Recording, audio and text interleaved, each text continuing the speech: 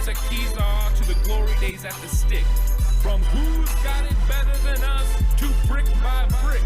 It's always the 49ers way, from off-season to game day. Yeah, we talk back.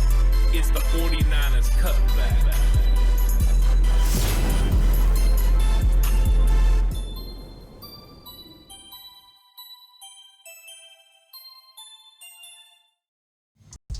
It's 49ers Cutback Podcast time. Welcome to the show, everyone. Hail of the tape. The San Francisco 49ers versus the Green Bay Packers. It's everything you want from playoff football. This is going to be absolutely fantastic. I'm really looking forward to this matchup. And you've got two young gunslingers in Brock Purdy versus Jordan Love. You've got two good play callers between Kyle Shanahan and Matt LaFleur. You've got defensive minds who've been around the league for a little while. It's just going to be everything that you're looking for. What doesn't say playoffs like 49ers versus Packers? This has just become synonymous with NFL playoffs. 49ers have met the Packers now after this game the most in NFL history. That's crazy. Or NFC history. It's crazy the fact that these two teams have matched up as many times as they have. The only team that you normally find in this mix is the Cowboys. But just like in the 90s, the 49ers, Packers, and Cowboys always dispatched of each other. And the Green Bay Packers went into Dallas, and they got it done.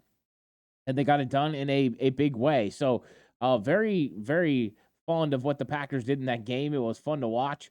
And really, I mean, when it came down to it, they were doing everything they needed to do to beat the Dallas Cowboys and just become a really, really big football team. And so I'm excited about this episode. So if you've never checked out a Tale of the Tape episode before, what I'm going to do is I'm going to get deep into the numbers. And I've actually added a few categories as well to this. But we're going to take a look at how these teams match up. By looking at the numbers, we find out, hey, what they do well, maybe what they don't do so well. And then see, is it strength on strength? Can you find a strength for one team that matches with a weakness of the other? You could really get a good idea about how these teams are going to look to battle each other during the way. Now, of course, along the way, I like to talk about the players that are involved in this because they're very important to determining the outcome of the game. But the numbers are going to be what is detailed in this matchup. So I hope you guys are all here and will enjoy this episode. If you haven't caught a Tale of the Tape, it's a lot of fun. It gives you a real basis and a breakdown of how this game could and should go. And so it's a lot of fun. And you're going to find there's some unique similarities between the 49ers and the Packers. Let me just say that. A little bit of a spoiler alert. There was some of the stats that I was surprised how close they were between the 49ers and the Packers. So maybe these two teams, because they have two coaches that come from a similar background, the fact that LaFleur learned from Kyle Shanahan and Gary Kubiak means you're going to have a real basis for similar philosophies. And I think that is displayed in the numbers and exactly how they went about doing things this season. Please like and subscribe to the channel. If you believe I deserve it, please give me a subscription. I'm on the push for 5K, and I'm almost there. With your help, I can get there. If you're listening on audio platform, 49ers Cutback on Believe, available on all streaming platforms. Anywhere you listen to audio, you can get a Spotify, Apple Podcasts, wherever. Thank you so much to everyone that is listening on those platforms. And if you feel like it, give it a 5-star rating. I really appreciate it. If you're going to bet with Bet Online. The NFL playoffs are here, and the NBA season is in full swing. Bet Online has you covered with all the up-to-the-second odds, news, and scores. With additional odds, lines, trends, and info on both desktop and mobile, you can access the world's best wagering information anytime. Head there today and get into the action and see all the updated odds. Remember to use the promo code BELIEVE, that's BLEAV, to receive your 50% welcome bonus on your first deposit.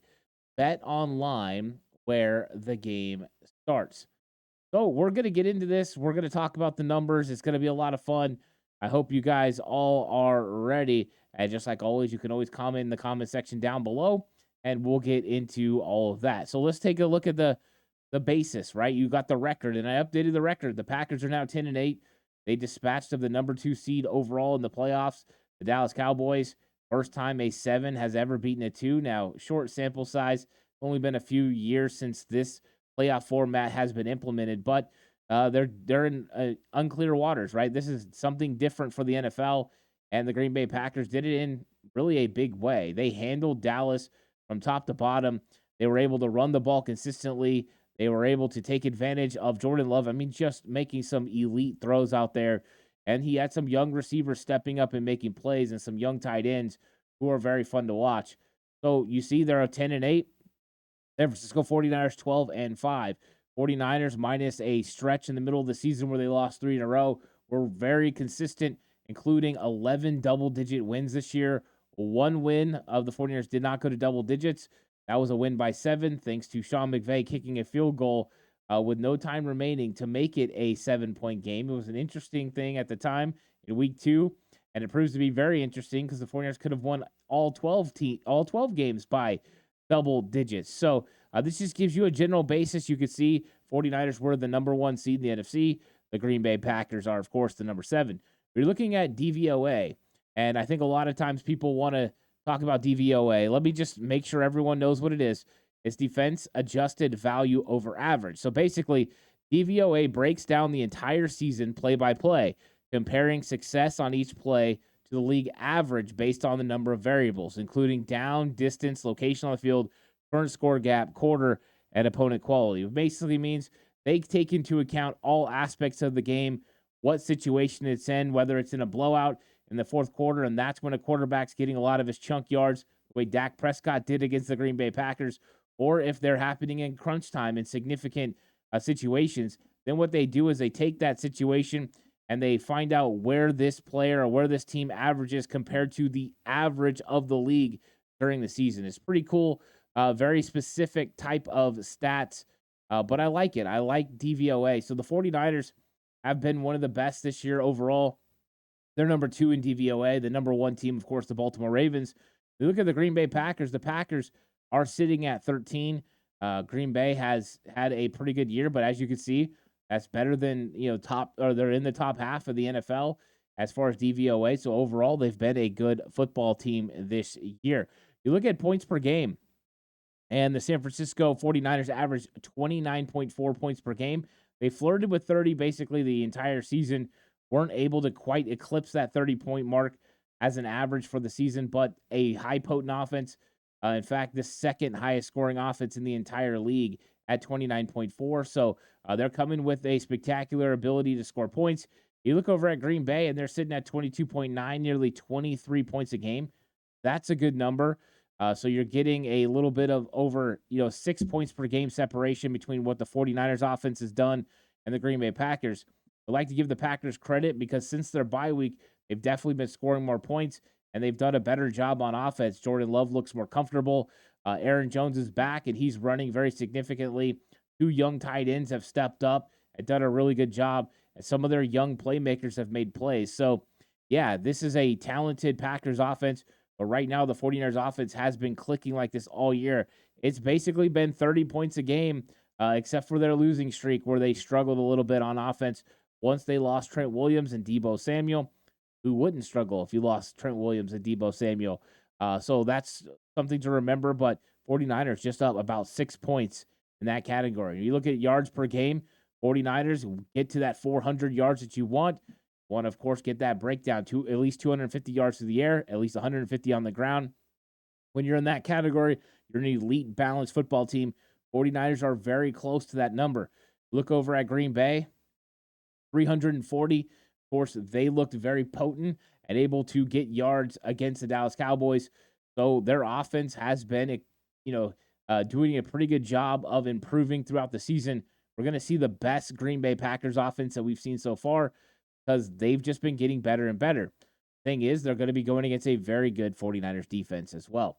Look at the rush yards. The San Francisco 49ers averaging over 140 yards, so not quite to that 150-yard mark you'd like to get to, but pretty darn close.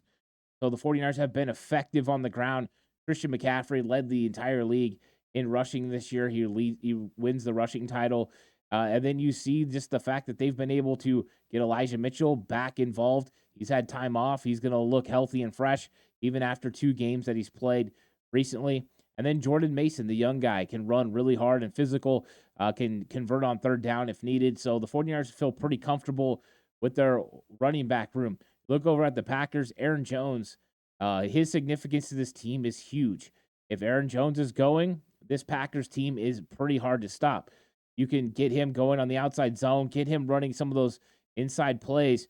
Pretty soon what happens is it allows you to run play action pass, and then that's when you get a very significant ability to get the ball down the field for Love. And when Jordan Love has the opportunity to get the ball downfield, big things can happen. He's got guys who can stretch the field like Christian Watson. So they've got dudes that can make things happen. Romeo Doubs, some of these other guys are very talented on the offensive side of the ball. So they run game is very important, and Aaron Jones is going to be very significant in this matchup. If the 49ers can slow down Aaron Jones, then they're going to have a really good opportunity to make some things happen. But you see that they rush for over 100 yards a game. They're a significant run game in this league. You have to take them seriously. So we'll see what the 49ers do on the ground. You look at the pass yards per game. Brock Purdy in that 49ers offense, it clipped that 250 I was talking about to get to that elite balance. But as you can see, it crossed over some of that rush yards. But the 49ers offensive attack has been very, very good this season. Quarterback, big reason why. But playmakers, Brandon Ayuk over 1,300 yards through the air this year. Deebo Samuel over 1,000 yards from scrimmage. George Kittle over 1,000 yards receiving this year. They are the first tandem in history, or first group in history, to go 4,000 and then have 3 1,000-yard players from scrimmage. Deebo had a mixture of rush yards to pass, but that includes a tight end. So 49ers are doing things big time as far as offense, and you see it on display, 263 yards per game. Look over there at the other side, the Packers 228. They've got a good passing unit. They've got young receivers that step up at different times. Sometimes it's one player's job. Sometimes it's another. You just don't know who's going to step up and make those big-time plays for the Green Bay Packers. But they've got the talent. I mean, Watson's back from his hamstring injury. But they've had other guys that have stepped up as well along the way. And that's what you want to see, you know, whether it's Wicks or, you know, these guys have the ability to make plays. I already brought up Doubs. He's been pretty good this year as well. So, yeah, there's a lot of talented football players on the Green Bay Packers. And I think we see it every single week with a new player stepping up. And we'll see. Who's it going to be this week? Will it be somebody like Jaden Reed? You know, will it be Bo Melton? We've seen both of those guys have good outputs as well. So it could be anybody. The 49ers just have to be prepared for them all. Let's look at the quarterback matchup. And Brock Purdy versus Jordan Love. The number's pretty close. Remember to take into account the fact Brock Purdy did do this in 16 games. But even then, the numbers are very, very close.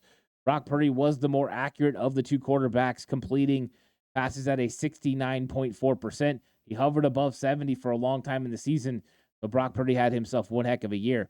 When you look at Jordan Love, 64.2, and a lot of that has risen at the end of the season as he's played some of his best football, being very accurate, making some pretty clutch throws as well. Very talented thrower of the football. You look at yards, Brock Purdy with 4,280, Jordan Love's 4,159. So both young guys go over the 4,000-yard mark. They have looked really good. Touchdowns, Jordan Love 32, Brock Purdy 31. So very equivalent. Interceptions 11 and 11. Both guys take care of the football. Both guys basically 3-1. Pretty close to 3-1 as far as turnovers. The touchdown differential. That's exactly what you want to be. You want to make sure you're scoring touchdowns and not turning over the football. These two guys have been doing it at a very high level. So very impressed with what I see from Jordan Love's stats. And I think the film really backs that up if you go back and watch. Something happened after the bye week. This guy came into his own. And since then, he's just looked more cool, calm, and collected inside the pocket. He has a good offensive line. They do a good job of keeping him upright and giving him an opportunity to get the ball down the field. Let's talk about sacks. Jordan Love has been sacked 30 times. Talk about that offensive line and how good they are. They kept him pretty safe against the Dallas Cowboys and allowed him to get the ball out of his hands and into his playmakers where they can make things happen after the catch, and it worked out pretty good. You look at Brock Purdy, 28 sacks. So Purdy's actually been sacked less times than Jordan Love. Once again, though, one less game. Keep that into account, so it's probably pretty equivalent. Then you look at the quarterback rating, and this is where Brock Purdy has probably the biggest advantage. He's at 113 to Jordan Love's 96.1. So as you can see, this matchup is pretty tight. We have two young stud quarterbacks who, let's be honest, if they can play at this caliber for the remainder of their career are probably going to have a lot of playoff matchups between the both of them, because this is exactly the kind of franchise quarterback you're looking for. Quarterbacks that are efficient, quarterbacks who take care of the football, and quarterbacks that can make things happen. And both of these players can do that. Brock Purdy, of course, with sneaky athleticism, being able to create outside the pocket. And Jordan Love with all the athleticism in the world. I mean, the guy's a real physical freak. He's got a lot of ability, a big arm. He's got enough speed to extend plays or get some plays on a scramble. So this is going to be a tough matchup overall for the San Francisco 49ers, but you can see quarterbacks are going to match up pretty well in this game. I'm looking forward to it.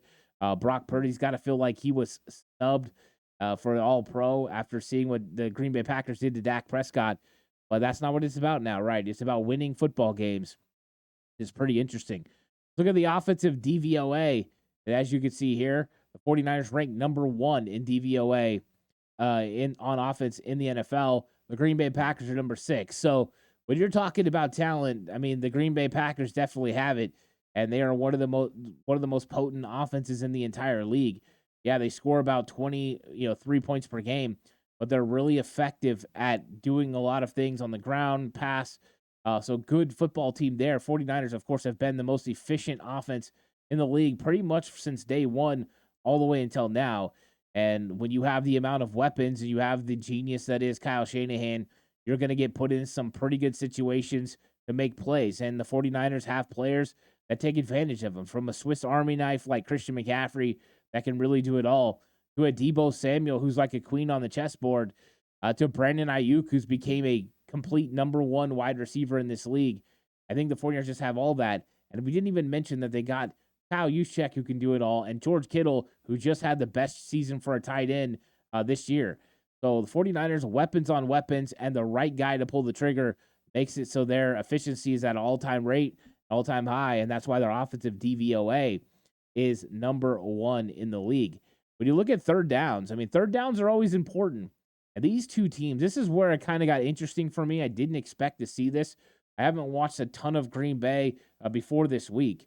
And when I saw that their third down conversion rate was at a 47.1, I was very intrigued by how good this offense is. No wonder their DVOA is number 6, because when you can convert close to 50% on third down conversions, you keep your offense on the field and you keep your defense off. Those conversions are huge. That usually means you've established a solid running game. You've kept yourself third and short and allowed yourself convertible third downs. That means you're staying on schedule. So Green Bay Packers 47.1. The 49ers have been one of the best in the league, 47.5. So these are two of the better teams on third down. Hitting off the field on third down for defense is going to be very difficult, but the team that can do it best is probably going to have a really good chance to win this game. So 49ers need to make sure they force third and longs against the Green Bay Packers, because they have a lot of talent. They're able to convert at a pretty high rate. So, yeah, this was very interesting. Basically a wash between these two teams as far as third down conversions. And then you look at the defense, 40.9 for the 49ers to 41.1 for the Packers. Almost a exact tie how well the defense plays against third downs as far as conversion rate. Talk about this all the time. You want this number closer to 35%. Both of these teams are near the lower third in the league as far as third down conversion rate. But we've seen the 49ers play really good on third down and get their number all the way down close to 30%. And then we've seen them struggle against teams like Matthew Stafford in week 2, that number get up to close to 50%. Or against Joe Burrow and the Bengals, that when they were effective and efficient. So the 49ers have been prone to give up some of those games, and so have the Packers. What you see is two offenses that are really good on third down and two defenses that can struggle against third down. 49ers have struggled the most in third and short. Could that really be a lot because of Eric Armstead? Yes. Armstead coming back into the fold could improve this stat tremendously. But you see two teams pretty even on third down, whether that's on offense and defense.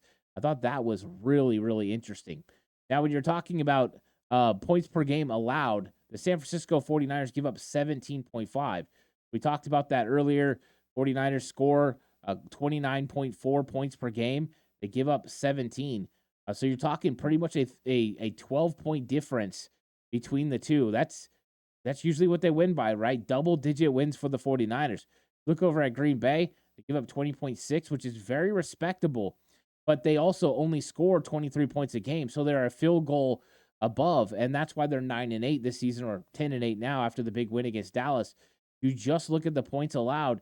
The Green Bay Packers keep teams out of the end zone. They do a pretty good job. A lot of that, the offense stays on the field, limits the ability of opposing offenses to continue to get points, and keeps that score down. But you see that right here, the 49ers have a distinct advantage as far as giving up points. The 49ers our defense has been very stingy. They're going to have to be stingy against the Green Bay Packers. They want to give themselves a chance to win. We don't know how much weather is going to play a part in this. Depends on what app you're looking at. It's way too early. Some saying the rain's going to come maybe the end of the fourth quarter that time, and then rain after that. Some saying it's going to rain all before and during. We really don't know, so we'll just wait and see what happens. But that could play a big part into what happens as far as how these offenses score and how they don't. Let's look at the defensive yards per game. The San Francisco 49ers, they give up 303 yards per game. Talked about the fact you want to be 400 on offense, so they do a pretty good job. Look at the Packers, 335. Not a huge difference between the two teams. Both teams do a pretty good job of getting teams off the field, which means you limit the effectiveness of the offense against your defense. And I think a lot of times you look at these total numbers and it doesn't give a clear picture. But the reason that you want to see the overall total, that way when you look at it how it is as far as pass yards per game and rush yards per game, you see what the split is and how these teams are really good against the run or really good against the pass. DVOA helps us know, when that's second half passing and things like that, the chunk extra yards. But you look at pass yards per game, Packers give up 206. Pretty good number. Anything close to 200 is really good. They only give up 300 and, close to 40 yards per game. So really good number there as far as pass yards. Now, a question will be, is Jair Alexander going to be available for this game? He was limited in practice. They did lose a pass rusher, Itabare. So we'll see what happens with Green Bay as far as the effectiveness of the pass rush. They still got their studs, though. Preston Smith. They still got Rashawn Gary. They're going to have a nice rotation there. They got Van Ness. So they've got some ability to bring pressure off the edge, and they've got some interior defensive linemen as well that can make an impact for their football team. So anytime you have Kenny Clark and TJ Slayton and those guys coming off the inside, you've got an opportunity. So we'll see what happens with the secondary, but ultimately looks like they're still going to have plenty of guys that can bring pressure off the edge to help potentially get after Brock Purdy. And really one of the key matchups in this game is going to be Colton McKivitz versus Rashawn Gary.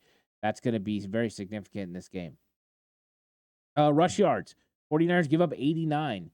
You remember the Green Bay Packers rush the football 111 yards per game. 49ers, you'll give up 22 yards less per game. And that number definitely inflated with Eric Armstead getting hurt. So when Armstead wasn't hurt, that number was closer to 70. Just shows you how good the 49ers were against the run when they're fully healthy. They're not exactly fully healthy. Cleveland Farrell's not going to play in this game.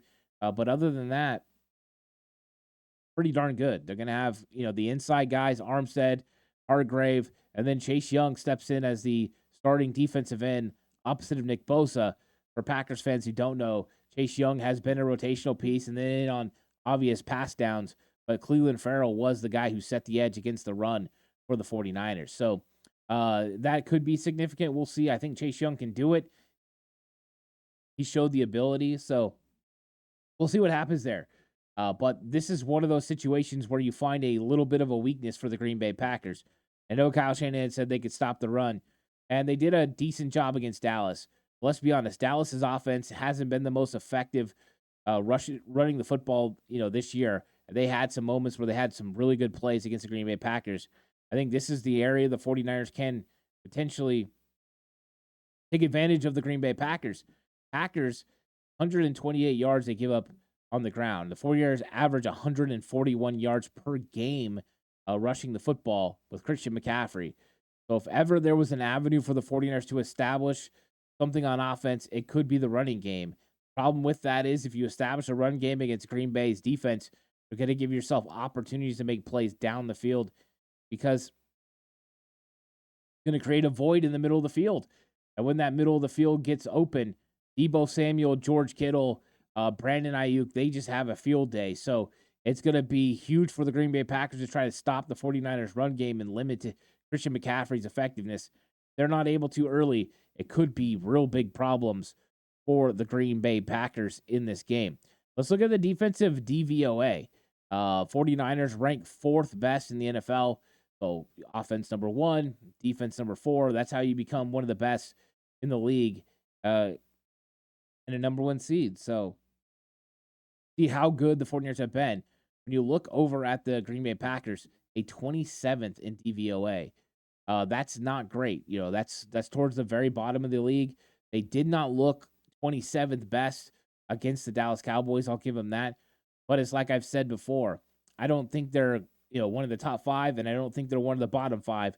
They're probably somewhere in the middle. So 49ers have a distinct advantage of offense compared to the Green Bay Packers defense. We'll just see if they can take advantage of it in this matchup. Let's talk about turnovers. This is one of the ones that I am always very critical of because you can get turnovers. You could limit turning the ball over. You're probably going to win the game. I mean, look at the Dallas Cowboys game. Yes, Green Bay handled business and won that game, but those 2 turnovers were huge. You had a pick 6 by Savage. That was massive. And then you had one in the, one that was like basically a quick turnaround. Jair Brown has the pick, throw to Brandon Cooks, it gets intercepted. You're already in field goal range. They execute and they get a touchdown.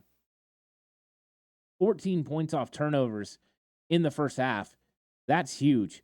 27-0. I know the Cowboys ended up getting some points, but it was significant. So you look at the giveaways, these 2 teams, once again, here's another one of those stats that match up, and they're completely good at taking care of the football, and it makes sense. You have 2 quarterbacks that have only thrown 11 interceptions. So they do a good job of taking care of the football, and I think that's what you're seeing here. So 18 giveaways for both teams. Not very significant. You look at takeaways. San Francisco 49ers, 28 takeaways this year. Green Bay Packers, 20. And I threw in their takeaways that they had against the Dallas Cowboys. So you see a situation where 49ers are still have an advantage there, but the Green Bay Packers have had a lot of success with turnovers. Not as much as the 49ers, but they're having some success. So 49ers have to limit turnovers, that is for sure. And thanks so much, Ill Phil, for the subscription. Appreciate you so much for subscribing. And so you see that the 49ers have an advantage. They create turnovers. Now, Jordan Love's done a very good job of taking care of the ball over the last 10 games, 21 touchdowns and 1 interception. So the 49ers are going to have to figure out a way to pest him and ruffle his feathers enough to get him to throw some interceptions, turn the ball over. But the 49ers have proven this year to be ball hawks with interceptions. Now, you look at turnover differential, 49ers in the season at 10, plus 10, which means they do a very good job of getting turnovers. They protect the football. You look at the Packers, they were 0 heading into the playoffs. Now they're plus 2. So you see that right now what's going on with the Green Bay Packers is they're trending in the right direction. Can they keep it up as they head, further into the playoffs in the divisional round in Santa Clara? I think it's going to be very interesting, but turnovers and third downs are always huge for me, and it's very close as far as giving the ball away, but takeaways, 49ers have a huge advantage. Turnover differential, 49ers have a huge advantage. Third downs is basically a wash between both teams, dead even. So pretty interesting. When you look at the special teams, DVOA, and the reason special teams is important is if you guys remember 2021, 49ers met up with the Green Bay Packers in the playoffs, and Jordan Willis was able to block a punt, and the punt was recovered in the end zone for a touchdown. 49ers end up winning that game 13-10 in a snow, cold game. It was very interesting. But what was most interesting is the 49ers and Green Bay Packers were locked in a dead heat for one of the worst special teams units in the NFL. I think at the time they were like 29th and 30th in the league, Green Bay being just worse. And 49ers were able to make some special teams plays. Funny thing is, I actually predicted the 49ers would make a special teams play that was going to help them win that game. So I was on it on that one. I'm not willing yet to go on that limb. Of course, you can watch the game preview show. That'll be coming out later this week, and I can give a clear picture on what my feelings are with my Wow That's Bold predictions. But you look at the special teams DVOA, the 49ers have an advantage. And any advantage you can get, you take. And with special teams, it's about field position. 49ers need to do a very good job of making sure they limit field position of the Green Bay Packers and make them earn every single yard that they get. If you can make them earn it, you have a better chance of getting off the field, finding some sort of mistake, them be not accurate on a throw, maybe not getting as much on the ground as they thought they were going to get, and getting off the field. That's what you have to do. Make them go 75 yards. So we'll see if the 49ers are able to do that with special teams in this matchup, because if so, then the 49ers have a chance. But I think when you look at the numbers, the 49ers' advantage for this game is running the football against the Green Bay Packers defense. Now, I do think the Packers defense is better than what their numbers show, but you are what your numbers say you are. Are you? We're going to find out on that one. But I do think the 49ers have an advantage in the run game against the Green Bay Packers defense. I think also the 49ers have a advantage when it comes to their overall offense versus the Green Bay Packers defense. I think the Green Bay Packers passing defense is going to be pretty good. I wonder what the limitations are going to be for Jair Alexander. And let's be honest, if the 49ers can give time to Brock Purdy, he's going to be able to find open receivers, because the Green Bay Packers struggle with tight ends sometimes, and they're going to probably struggle with the fact the 49ers have so many weapons and so many different looks. So I think that's an advantage. When you look at the Packers, if the Packers can continue to convert on third down, being at 47%, might be able to keep the 49ers offense off the field.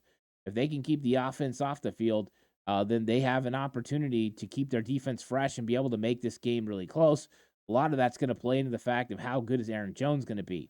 The 49ers play up to holding Jones down, and they're not able to establish a run game, then the 49ers are going to have a real chance. So I didn't see any real clear advantages for Green Bay in this matchup. I didn't see something that was like, oh my gosh, that's a clear advantage.